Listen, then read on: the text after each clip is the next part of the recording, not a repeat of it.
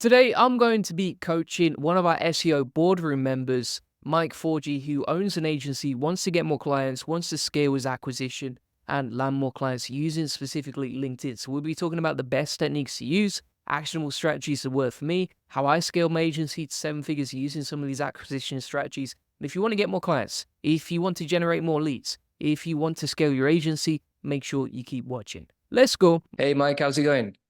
Hanging in there, bud. How you doing? Yeah, good. Obviously, at the minute, you're running the agency, you want to scale it. I think the two challenges that you have right now are number one, client acquisition, and number two, ranking locally from what we discussed before. Could you give me a bit Definitely. more information? Yeah, breaking out of that white label, mainly people white label my services, doing like SEO, Google Ads, stuff like that. And I've almost distanced myself from doing everything individually myself. So breaking out of it and redoing it for my own agency, uh, I feel like myself entering it, I was muddying up the process because I was like, I'm so used to working with my team and stuff like that. And yeah, getting out of the white label and offering local stuff. And I just launched the website for the my agency a couple weeks ago, and it's already getting indexed for stuff, but it's now I'm looking at it as okay, what do I do next without getting in my own way? When you know something too much, you're like, Mm, what do I do next? I'm getting analysis paralysis. That's where I'm sitting at right now. yeah, that makes sense. All right. And how are you currently getting clients? Still white label. I've been posting a lot on LinkedIn and then some of the stuff onto Facebook, which just is because I know I have friends who will refer me. And it is more referral based. Like I'm definitely still in that entry of like, how am I doing it myself? And I just launched Google Ads like 3 days ago, 4 days ago at this point now, for just to test out to see if there is a market there and if there's traction. It was for a case study that I had that was a white label case study for orthodontists, dentists, stuff like that. I was like, it's really good proof. I can't really show the person's name, but I could still show some data and show that I know what I'm talking about. So that's what I'm starting on, but no, nothing's coming to that yet. Okay, okay. Yeah, so right now you're relying on referrals, you're posting on LinkedIn, did you say? And then Yeah, additionally, you're trying and testing pay-per-click ads. yeah. Where would you say the majority of your clients come from consistently? It's always going to be white label just because of the history. But right now, LinkedIn's actually doing pretty decent because it's just kind of me posting about things that I like. And I do talking about marketing and advertising. And then a lot of people just starting businesses are hitting me up and they're like, I need a website. I'm like, great, I can do a website and I can do your SEO. And they're like awesome. And then a lot of friends that I didn't even think were on LinkedIn ended up being on it and were like, hey man, can I refer this person to you? And I was like, yeah, totally. So it Yeah, goes because it's a kind of a mix of that LinkedIn and already known referral. that's cool. And how many times do you post on LinkedIn per day now? Once per weekday. I do it every Monday through Friday. Um, I have like a whole process for it that makes it super easy. So it's really not like too time consuming. And it's things that I'm already learning. So if I learn something, I want to elaborate on it and talk about it, and I'll post it up. And I'll be like, oh, it's something I like anyway. I'm going to talk about it. So might as well post it up. Yeah, that makes sense. It's quite an interesting one there, that, because if you've already got a channel that converts, you're in a unique position, I would say, because a lot of agencies, you I'd say it converts to the most part because it does I have it, but I don't have as much cold coming through LinkedIn. It is more warmer. People who have been familiar with me. My biggest one would be probably like, I would say, I've had people come in from actually Australia, came in from the other day was someone came in and they asked me about SEO. And I'm like, that's really cool because they like the content I post and they like the way I post. So I'm like, that's awesome, but it's not like it's an influx. So not enough data to be like it's so reliable, but it's there. yeah, one of the things that we do at our agency is we have a spreadsheet with everybody's task, the day of the week, and then we have the inputs. So, for example, for you, it could be like, how many LinkedIn posts did you do? And then we track how many sales calls, how many sales did we get out of that? And Nice. yeah, it's good because you're basically a recipe that's kind of like a formula to grow agency, right? And I think if you measured that you'd become a lot clearer on, okay, what's the cause and effect? What do I need to do today to get clients tomorrow, if that makes sense? Yeah, definitely. I feel like there's a lot of more that I could try out. I've actually checked out your cold email strategy, which I haven't done cold email in forever. I might as well try it again. What's the worst that happens is I email a bunch of people, they don't respond to me or they don't like me, and then I just go market somewhere else. So I try to get out of my own head that way. But I know that's a big numbers game and it's a messaging game. But yeah, I have a very minimalist attitude with this buyer intent. That's why I like Google. I like search engines. I love Google ads and Google because it's someone's going on and saying, I need help. And then you're the result that says, I offer that. They're going to you. Those people need help. So that's really where I like focusing my efforts. But I know that there's so much more diverse and getting out of my own head, running a white label agency. It's like, you offered to talk, let's talk. I'm like stoked on this.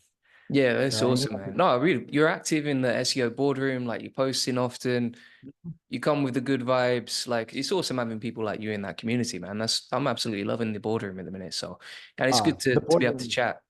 Yeah, thank I you. loved it, man. The moment I entered and I started seeing the content in there, I was like, this is what I needed. Something that kind of broke my brain from it's almost like an echo chamber. When you're looking at when I'm on YouTube, I look up exactly what I'm looking up because of what it is. But when I'm in the boardroom, someone just check this out. And you're like, I wasn't thinking that way. I'm stoked on this. It's great. I love Yeah, it. yeah, that's it. I like the fact as well. There's experiments that I'll do, and then there'll be stuff that other people post, and I'm like, I didn't even think about that. I'm going to test it out right now, and then the next week I test it out maybe 5 or 10 times, something like that. But just getting I back think it to, empowers you. sorry, go on. It empowers you to test things. Like when I see someone else test something, I'm like, they're not afraid to do it. Why don't I do it? Like, why don't I try it? And then if I fail, I don't care. I tried it and then I learned from them and I go back. It's nice seeing other people try things that are the same level as you or like a peer Yeah, try something. You're like, all right, cool. It's like, I don't know if you've ever skated or anything I like did. that. You Yeah, see your yeah, yeah. friend do When a I was like trick. 14, 15, yeah, Yeah. And then it becomes like a little bit attainable where you're like, oh, if you can do it, I can do it. It's like any sport almost or anything like that. So if you can do it, it's like I have a relation to you. Maybe I can do it. that's what I love about it is if you're sharing that information as a community, then you all grow as a result. You all help each other up. And the one of the biggest issues is, right, if you say post this stuff on Twitter and you try and help each other as a community there, it's just not a safe place to share that stuff. And there'll be a lot of negativity that comes with it. Whereas if you cultivate a community like this, where it's good vibes and people interested in the same things and testing things, it's like a safe area as well to share things in a way where you lift each other up. You're not like crabs in a bucket trying to pull each other down. Yeah, definitely not. Twitter was not a good environment for me. I'm like, Me too. I can get not say I can get aggressive, but like when someone does something and then backtracks, and I'm like, whoa, we got to keep talking about this, and then you just let go. I'm like, it's Twitter, we can keep going on this. There's a whole, it's either live or like whatever their groups are or something like that. And I was like, oh, you're all like connected somehow. I'm this weirdo that joined this group, and I was like, I don't know how I feel about these clicks anymore. I'm out. I like left. I Yeah, was like, mate, I've spoken to, without getting off track, we'll get back into the agency stuff in a yeah. second, but I've spoken to so many SEOs this year who quit Twitter because it's just like one of the worst places to share stuff that's working. I know it's on LinkedIn, it's quite positive, but Twitter, it's an anonymous platform. That's the thing, isn't it? So it's anyone can reply with anything they want to say. So it's an Yeah. interesting one. But getting back Yeah, I like to, LinkedIn. The only thing is when you post about SEO on LinkedIn, you get a lot of SEO followers. yeah, I want people who want to hire me on there or yeah, pay me. this is another thing. The one thing I would say, going back to LinkedIn, and I know you were talking about maybe doing cold email and AdWords and that sort of thing. The one thing that's worked really well for me is just focusing on one platform and like simplifying and just doing that for like 90 days until it's systemized and then moving on to the next one, next one. If I try and do LinkedIn and cold email and AdWords all at the same time, my brain's going to be everywhere. Like I don't have enough focus and energy to dedicate to doing that right one thing. So I would definitely simplify if you can. Like if LinkedIn is bringing clients in, then just focus on that. And I've got some strategies and some ideas that I think would help you scale that and get more out of it. What's funny is like we just like hit a little bit of a nail on the head is where I ran a white label agency and I can so easily have someone go, hey, here's our new client, here's the budget. Great. I take that budget, I tag in the teams. Now I'm running my own agency. And the first thing I did was try to do it all myself. And I'm like, dude, I have a whole team. But it's because I like the challenge almost. And I like maybe I'm a masochist. I like the challenge, but also I like to feel and be part of it. And I think maybe I am getting in my own way. Maybe if I focused on LinkedIn and I just gave the designers and the and my ad specialists the work and been like, you guys do that while I do this, it would have probably been a smarter move. But yeah, man, I want to learn whatever strategy you have that offer like that are good. Awesome. Yeah, a really good book on this, by the way, is Essentialism. And it basically teaches you like how to usually like the biggest gains. I was always taught this is not by adding more, but by subtracting all the stuff that's taking away your energy or biting away at you. For example, hiring a team, once you do that, it frees up so much of your mental energy that you're almost liberated to get better results in every part of the agency. But Definitely. when we come to LinkedIn, so number one, first thing I would do is set up an inputs outputs tracker, right? So each day of the week, how many posts you're doing, how many sales calls, how many leads out of that, because you'll very quickly gauge, okay, which posts are performing the best. So you can track like, what did you write about and how many impressions did you get? And then also how many DMs are you getting, how many sales calls you're getting booked, how many of those did you close? It just becomes like a numbers game where you track all the formulas. Definitely gonna do that. Definitely I'll track definitely throw a This tracker in there. I do exactly the same thing with YouTube, for example. Like on YouTube, I'll create a video and I'll track the topic. I'll track how many sales calls we got from it, how many views we got from it. And that just gives me a really good idea of, okay, if I talk about this topic, here's how many sales calls we get. If we talk about this topic, okay, this one didn't get so many sales calls. We're not going to talk about that one again. And so it just becomes a formula where it takes a long time. It might take 90 days to get that data, but once you get it, you just get better and better and you double down on the stuff that works really well. That's the first thing. The other thing I would say is, and I personally don't do this, but I know it works because I've seen loads of SEOs in the space talk about this and recommend it, is if you want to grow your LinkedIn following, because right now you don't get much cold interaction, right? It's mostly warm interaction that you talked about.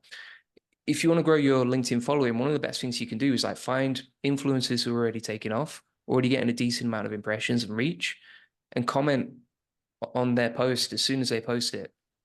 People see that, especially if it's a useful comment, and then click through to your profile and then follow you. It just helps you get way more reach. Yeah, definitely. I've noticed that with a couple of the larger accounts that I'm friends with, and I know they when I get in touch with them sooner, when I comment, or if they like message me or if they say anything to me right away, I tend to get a little bit more of a traction on it. Yeah, definitely a good strategy. I call that the drafting technique, where you're like, these people already have what I need, hence white label. They already have what I need. How do I draft off what they're doing? Comes from the old days of, I don't know if you remember Garrett Halpern and social triggers and all stuff like that. That's Ramit Sethi and all that. But he did this whole thing about drafting. I actually wrote about it as like just for the heck, I wanted to write about what drafting was, but it definitely could see that working, commenting on a couple of them. I usually ended up with a lot of copywriters because copywriters ask me about SEO stuff. So Yeah. that's pretty good, man. Are you, go on. Yeah, go for it. I was going to say, are you verified? Do you have the blue tick on LinkedIn? Or you have a I premium profile or anything like that? Premium, yeah. premium profile. For me, I think because I'm UK based, I can't actually verify it. But if you can get the blue tick, I think some countries can, some countries can't. If you can, I think that will help you get more reach as well. It's well worth doing for it. I've seen the same thing on other platforms, like for example, Twitter.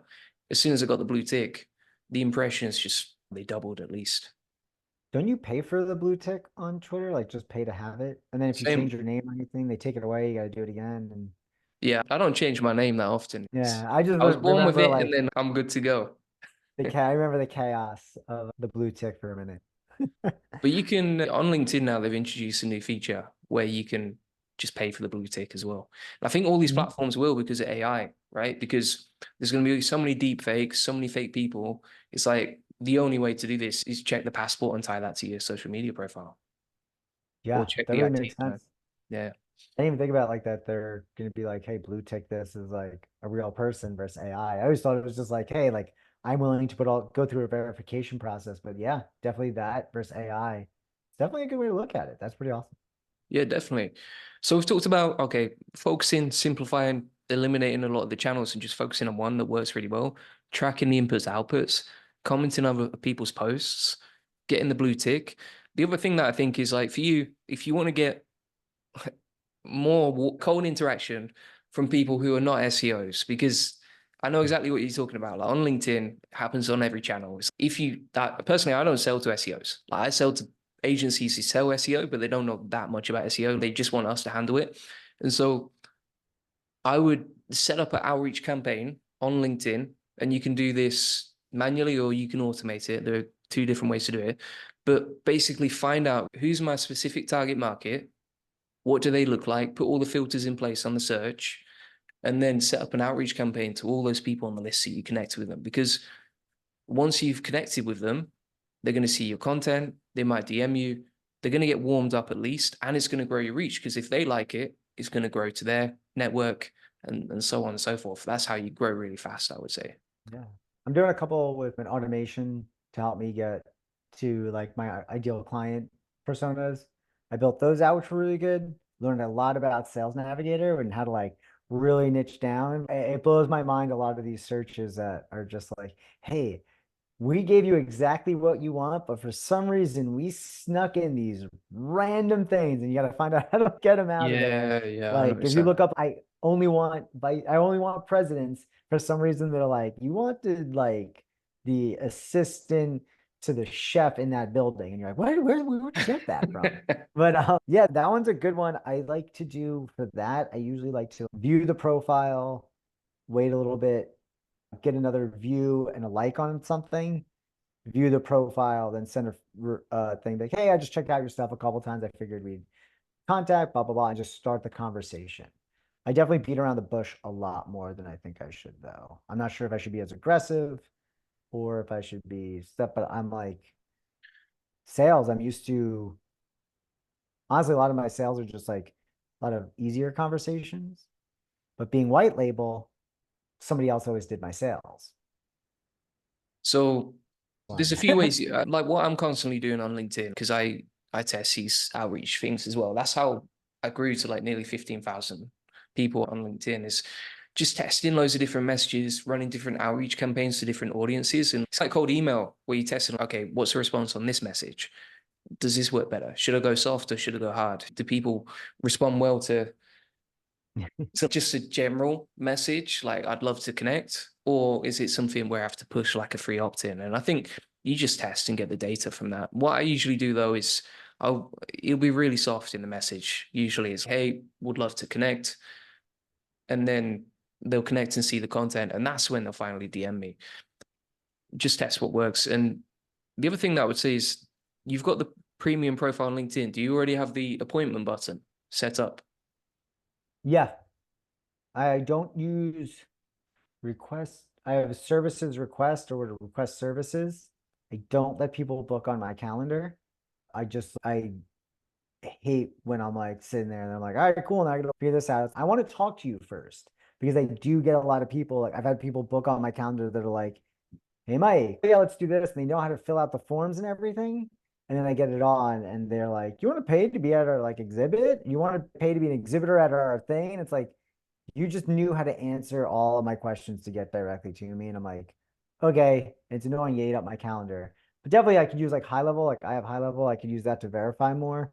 I just don't like giving people the open option. I want to be like, hey, what is it exactly you want to talk about? Warm them up so that they're already personally more into me. Like I want them to fill something out and be like, this is what I'm interested in. And I could talk to them a little bit about it. Like now we can get more formal. Or I don't know. I think booking on someone's calendar is really like when I book on someone else's calendar, I'm like, great. And then half the time they're like, yeah, I can't make it. I'm like, but use your calendar, man. Maybe I got burnt out on it from COVID and stuff like that. Yeah, I think it was way worse during COVID, but I would test it out personally, but it's totally up to you, right? Feel free, whatever we talk about today, feel free to discard what you don't like and just use what you do. There's no pressure to use any of these techniques. I can only say what works for me. But for example, the book an appointment funnel, what I typically find is number one, we have an automatic filter. So if people fill out the form in the wrong way with the red flags, they can't book in a Yeah. call and they'll get a like lower ticket offer. And then additionally, I do find like some people, they want that human connection, the message, the call, whatever. But there's some people, they don't want any of that. Like we have some clients Yeah. who they only want to buy through the portal. They do not want to speak to anyone. They don't want to mess around. They just want to place the order and forget about it. So it's quite interesting. I think it's worth testing. See what you think. Yeah. The other thing I was going Yeah. to say was like with the outreach, I interviewed Stephen Canner from Whitepress, massive link building agency. And one of the things that he gets his sales team to do is send a voice note to connect with people. And so I think it's just a really personal way of connecting with people that is far better than telling them to click on a calendar link. Yeah. Have you tried voicemail drops at all using High Level? Yeah, yeah. I used to have a funnel set up where when people opted into the free book funnel, it would send a missed call and then it would say, "Hey, Julian Goldie here from Goldie Agency. Looks like I couldn't get through to you.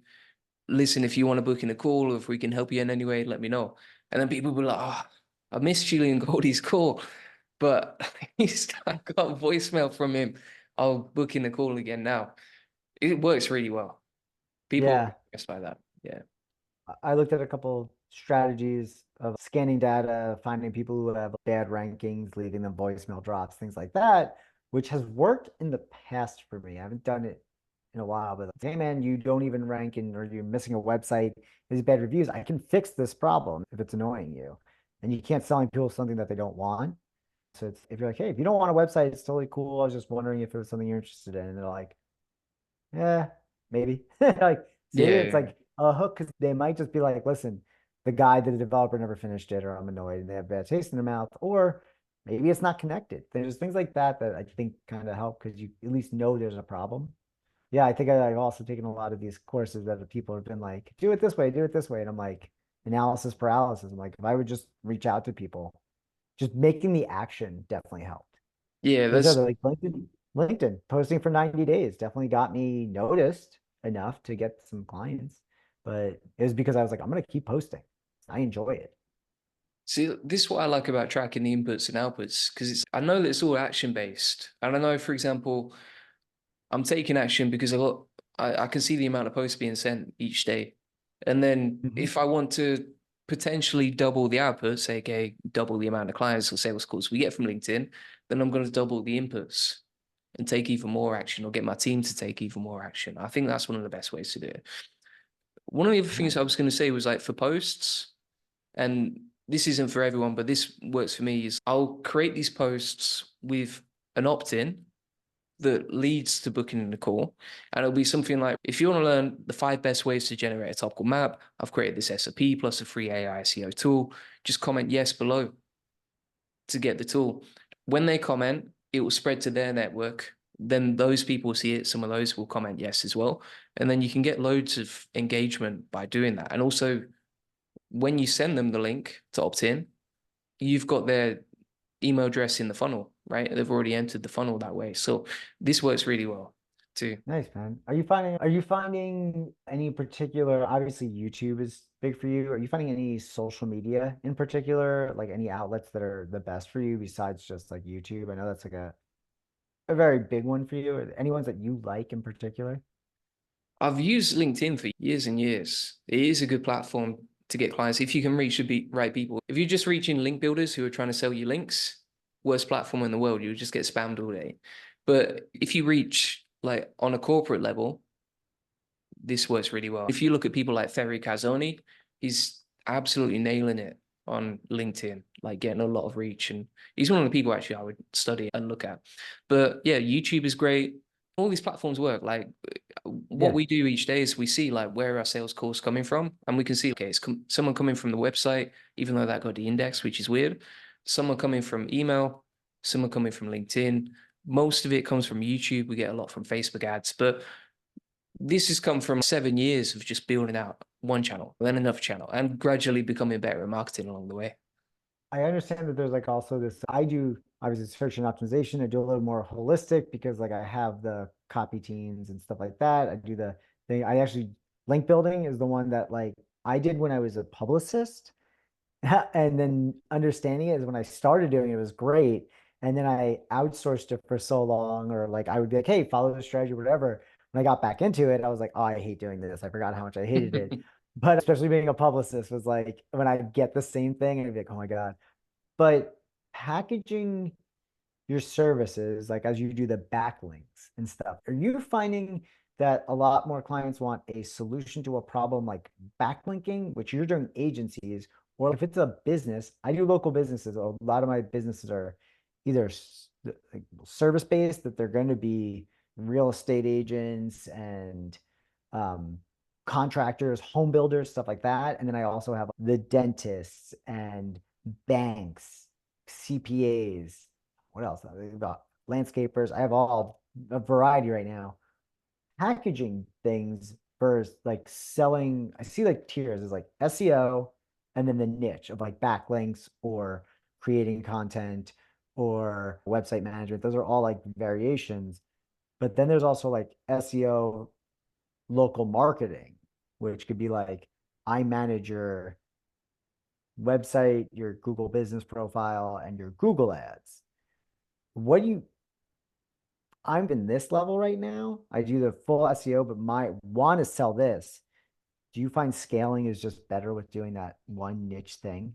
100%. Yeah, because everything becomes easier. Like when you sell one thing like that, you've very niche down and you know exactly how to sell it and how to attract people's attention with it. Whereas if, for example, you start saying we do Facebook ads, we do PPC ads, we do LinkedIn posts, and by the way, we also do link building as well, then people don't really know you for anything. So the marketing becomes very scattered.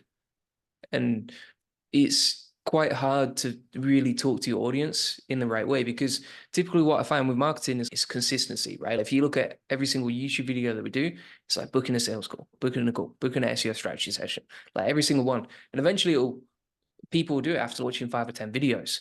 But if it was like at the end of each video, like if you want ads, booking a call. If you want Parasite SEO, booking a call. If you want LinkedIn posts, booking a call, then it would just be a very scattered message and very diluted. So I think it is far easier. And then also just on the processes side, right? Every single service that you start selling provides a whole new level of complexity. It's almost like a whole new business because you got to make the client happy. You've got to hire the team. You've got to train the team. You've got to quality check their work. You have to make sure everything's delivered on time.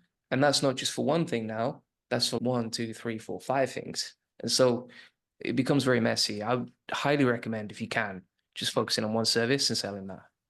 I just had such a good experience with kind of dominating a local market with by doing like Google ads, local service ads, and Google business profile and organic rankings. I was like, oh my God, I just took over this whole page. This is awesome. Can I sell this at a premium?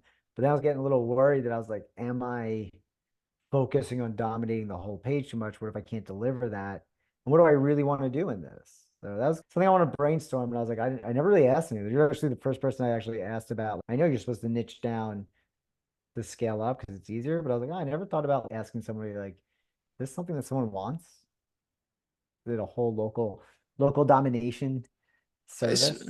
I suppose it is niching down though already, right? Like you're not just a general SEO agency. You're focused on one thing, which is local SEO. What Mhm. works for a lot of people is they'll just focus on selling local SEO to one type of business. So, for example, like chiropractors or plumbers. And for example, like one Right. of my coaches, Josh Nelson, I learned a lot from. He just owns like one of the biggest plumbing SEO agencies in the US and replicates that formula in every state. This works really well. Yeah. Yeah. I like doing it for I found I did that like as like programs and like built a case study. Like I had that orthodontist and dental one. And I don't want to just be known as like an orthodontist and dental like SEO specialist, mainly because now I almost like you don't have to follow your passion, but like, do I really want to do that? If I followed my passion, it would be, you know, surfing and stuff like that, and there is no money in it. And it's like, all right, how do I actually get like this going? But I think about that. I did do contractors for a bit, and it was gritty. Let's put it that way. Very much, what do you want, guy? And it's like, all right, man, I know you're busy. you're sweating, you're doing this stuff, you're mad at all your teaching today, and now you got to talk to me about marketing. So trying to figure those out, those little niches. I like selling the service, and I do like selling local SEO a lot, and doing the Google Ads was not a big switch to me to sell it. It's like always an upsell. So it's, do you want business tomorrow? And they're like, yeah, so then you need to add ads. And they're like, why? And I explain that like SEO may take a little while. You want business tomorrow, you need to spend money to make that money. And it was an easier sell. But cool. I'll think about it in a different way. See if I niche down to an industry or not. Depends if you're optimizing for money or if you're optimizing for fulfillment, right? So for example, I can almost guarantee that if you focused on orthodontists, local SEO for orthodontists, or just getting more customers for orthodontists, the marketing will be so much easier. You build up such a reputation, you get so many referrals, you build up a reach in that industry, and you've got less competition as well. That I can almost guarantee you, it would make you more money. It would be far easier to reach clients, and you would probably find a marketing channel where you just rinse and repeat that in every single state. You're like, I'm going to work with one orthodontist in Lancaster. And then you approach the top 5 and you say, who wants to work with me? You get exclusivity. I think it would be for money optimization, you would make more money that way. But if you want to follow your passion, probably Yeah. not going to make that much money. Building backlinks with outreach, that was never my passion. But Yeah. it's very scalable and it made money. Yeah. I'm thinking, which is actually pretty cool. I think of, when you use examples of things, everyone has their go-to examples. I'm always like pizza near me because everyone understands pizza near me. It's an easy one. I just Yeah. defaulted to consistently using like orthodontists and dentists as my examples. It's not necessarily branding me, but it's familiarizing me with that audience to the point where that'll keep being there. And if I saturate that market, or if I really enjoy that market or like whatever, and I'm doing it, that's awesome because it's in passing. I'm not like, hey, I'm just an orthodontist person, but it's my primary market that I like. That's a pretty good way to do it. So that might be a good, not pivot, but adjustment to that is being like, hey, I don't own Ortho SEO or the DentistSEO.com. I own NextStepConnect.com. And you'll see case studies about orthodontist or dental work that I do. I actually built out a case study, like I said, on the white label one. One of my things was like to outreach to people and go, hey, like I really had this awesome success with an orthodontist, like to hit up orthodontist, like, hey, really great experience working with this orthodontist. Would you want to see a case study on exactly how I rank them number one? Nice. And what orthodontist is going to be like? They could say no, and I'd be like, all right, that's cool. But if they say yes, cool, I'll send it over to you. What email? What email? Where do you want me to send it to? How do I hook you in? But at least that's something that's like tangible, free. I don't have to be like, do you want to hop on a call right now? You don't even know me. It's now you can see I can prove what I could do. Yeah. And in that, I actually put at the end of it is what I would recommend for someone in their situation. So it's, hey, you already got SEO? And you're like, whatever, I don't care. But at the end, I could say, like, why don't you go for local service ads? Why don't you go for Google ads? Are you doing anything else? It actually has that at the bottom. Hey, maybe I just do your ads and my ads person takes care of that. But I am lucky enough, like what you said, it's harder to scale, but I've built those teams for other agencies. So I have them. I'm not too stressed about scaling them because I know how to onboard for ads and SEO at this point. Okay. Nice. Productize them a little bit because I had to. I don't get to talk to the clients as much. So I had to productize what I offered. So when account managers or salespeople talked, we got this and this, and we know it's attainable already. Yeah. Yeah, that makes sense. So Yeah. we've been through a lot of actionable stuff today. For example, a lot of Yeah. tactics, and you can watch back this video if you want to take the action points from that. Oh, good. So I didn't take notes. I was like, I want to listen. It's all good. Like the video will be posted on YouTube, so it'll be easy to catch up and see it. And then I would definitely look at like simplifying and focusing more, and then potentially niching down, but that's down to you. One of the easy ways to test that is like you just build a sister brand. You know, like orthodontists, SEO for orthodontists, create a new website for that, try a bunch of marketing for that, and then see if it converts or not. See how many Yeah. clients you get from it. If it works, great. If it doesn't, you haven't lost anything because you just created a new website. It takes about a day to set up. Awesome, man. Dude, Great I catching love up. it. Yeah, man. Yeah, I'm yeah. stoked to get to talk. I talk to you on Discord pretty often, I guess at this point. I'm gonna say I've almost talked to you like for the last week, almost every day, going back and forth either in chat or in the actual like every single different channel. Like so it's cool to finally like, hang out and do stuff. Yeah, definitely. There's nothing better than one-to-one actually just talking, right? Obviously, one-to-one in person would be even better, and we'll be doing some events, I think, in the future for the SEO boardroom and the SEO Elite Circle. But yeah, Yeah. it's great to meet you in person, man, and thanks for being part of the community. Oh, of course, man. Boardroom's awesome. I'm bummed I missed you when I was in Thailand. Right down the street from you, probably. I was all over Bangkok. We'll do a Muay Thai session together next time. Yeah, man. I'm in. I think my gear is like right over there. Awesome, Oh, mate. All sweet. right. Excited for you. Cheers. Later, buddy. Bye. Bye. So thanks so much for watching. If you want to get a free SEO strategy session about how to get more leads, traffic, and sales using SEO, feel free to book in this free SEO strategy session. And we do a lot of white label link building for our SEO agencies that work with us. So if you want to learn how to get more leads, traffic, and sales directly for your clients and white label SEO, feel free to book that in. And if you want to join the SEO boardroom and get a free agency coaching session like Mike had today, you can get access to that inside the SEO boardroom. Prices are about to go up right now. You can see there's only 3 spots remaining, so make sure you buy it now to lock in your price. Loads of amazing stuff in there. You can see loads of great case studies and experiments, and also loads of great reviews already for the SEO boardroom. Hope to see you in there. Cheers, bye bye.